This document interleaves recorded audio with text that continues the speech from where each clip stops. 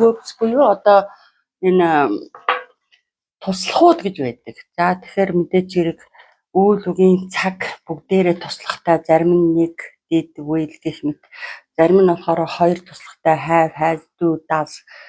За зарим нь болохоор бүр гурван туслахтай am is are гэх мэтэр бүгдээрээ л туслахтай байдаг. Тэр нь юу гэсэн үг вэ гэхээр үйл үгэнд урдталт нь байрлаад тусалж өгдөг. За тэгээд үгүйсгэх өгүүлбэр зохиоход, асуух өгүүлбэр зохиоход мөн одоо юугаар тусалж асуусан түүгээр нь буцаагаад хариулт өгөхөд одоо хэрэг болдог ийм үгнүүд байдаг шүү дээ. Do, does, did. За тэгэл одоо have, has, am, is, are, was, will be гэл. За мөн одоо модал буюу баймжуудыг тоолоход л 20 байдаг шүү дээ. Одоо going to, and мөн should, would, could, might, may, can, must гэл тийм үү. Энэ бүгдээр ингээд үйл үгэнд туслаад өгүүлэх гишүүнийг бүрдүүлэхэд тусалдаг ийм одоо нөхдүүд шүү дээ. За тэгэхээр энэ auxiliary verb гэж бас хэлдэг. Энийг бол яг үйл үг гэж хэлэх нь одоо бас нэг зохимжгүй санагдаад байдгийн. Тийм учраас би зүгээр туслахууд гэж ярьчихдээ.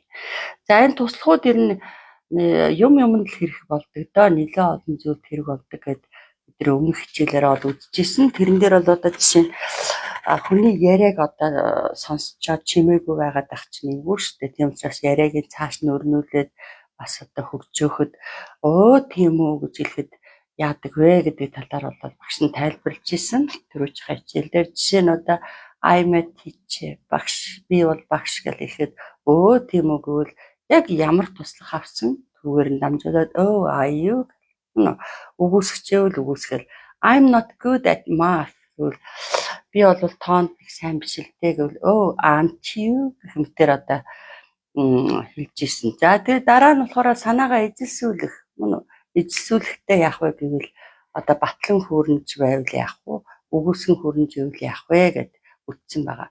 So do I гэл тийм үү? Би ч гэсэн тэгдэг. I play basketball very well.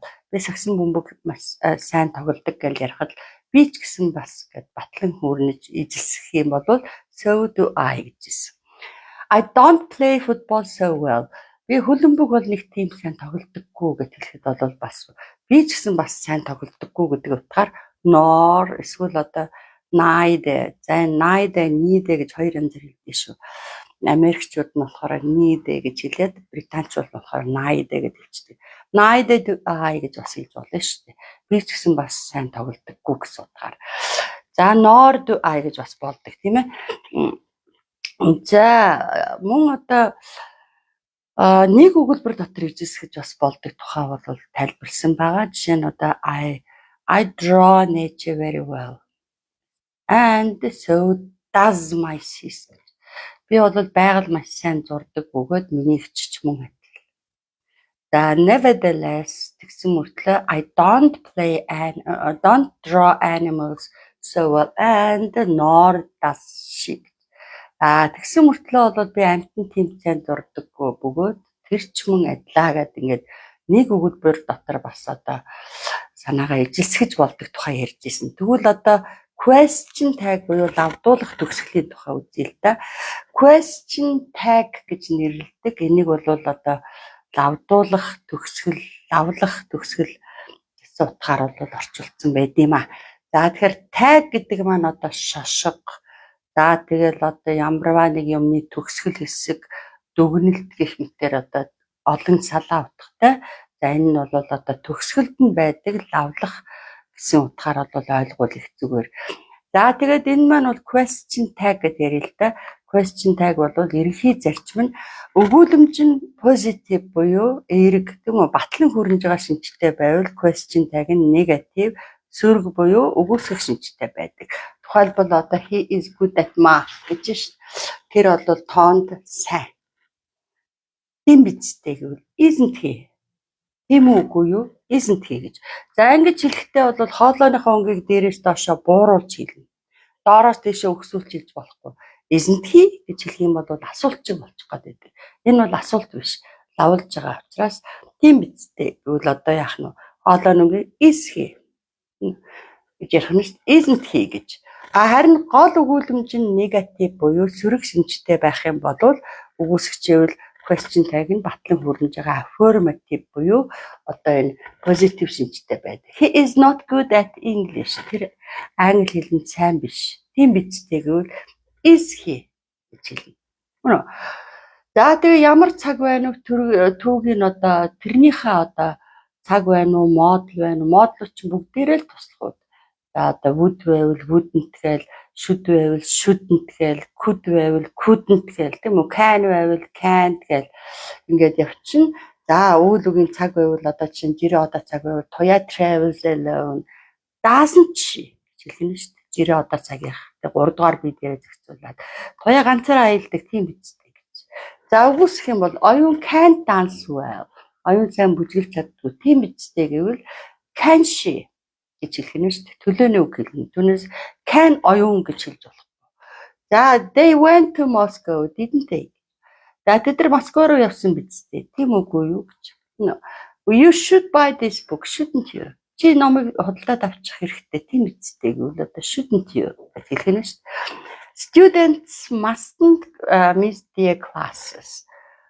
Must гэж. Оюутнууд хичээлүүдэд таслахгүй байх хэрэгтэй. Мөн үү? Яасан ч тасалж болохгүй. Тийм биз дээ гэдээ учирлж штэ. Гэх юм бол must day гэж ярина. За тэгэхээр одоо энэ маань бол одоо бид нар 1004 номныхоо 532 дугаар дүрмээс эхлээд одоо баа байгуу маш олон дасгалыг оруулж өгсөн байгаа. За тэгээд энэ дасгалуудыгаа ажиллаад хариу түлхүүртэйг нь тулгаж байж сайхан батчин шүү дээ. Тэгэхээр энэ question tag гэдэг энэ сэдв бол бас л англи хэлтэй холбоотой уралдаан тэмцээн бүхэл зүйл дээр ороод ирдэг шүү манайхаа. Зоолттой л ороод ирдэг. За тэгэл одоо анхаарах юм гэвэл одоо 4 юм байна. Нэгдүгээрт нь бол одоо am гэж to be-гийн одоо цагийн нэгдүгээр бие дээр ганц тоон дээр am-д гэж үгүйсгэж болдоггүй учраас ийм одоо аймаар дамжсан өгүүлбэр байвал question tag нь am-д гэж болохгүй учраас aren't I гэж. I'm smart, aren't I гэж хэлэх нь шүү дээ.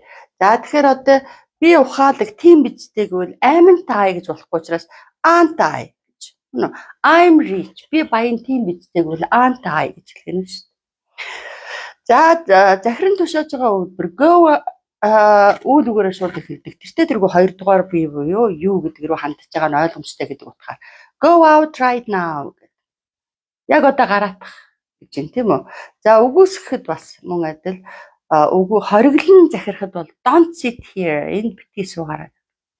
За ийм өгүүлбэрүүд тэртээ тэргүй 2 дугаар биелүүгээ хандна гэдэг утгаар мөн одоо ярьж байгаа агшнаас хожуухан болно гэдгээр нь will гэдгийг бичээ дараас нь you гэдэг одоо хоолоогоо бууруулаад хэлэх нь шүү дээ хоолойнхоо үгийг will you. Тэгэх юм бол одоо нэг жаахан зандарч байгаа үг гэжтэй болоод за юу мэдвүү ойлгоо чи гэсэн утгатай болчихдаг. Аль одоохон гараадах ойлгоо. За юу гэдэг. Don't sit here will you гэвэл одоо бити энэ цуугаараа ойлгоо. За юу гэсэн юм утгатай болчихдог. Тэгэхээр захиран тушааж байгаа өгүүлбэр дээр гуйж хүсэж байгаа өгүүлбэр дээр will you гэж шууд бичих хэрэгтэй. Үг үсгэжсэн ч хамаахгүй. Харин let's гэж эхэлдэг урайлан дуудаж байгаа цгай гэдэг өгүүлбэрийн let's гэдэг нь let us гэдэг үгний товчлбор шүү дээ.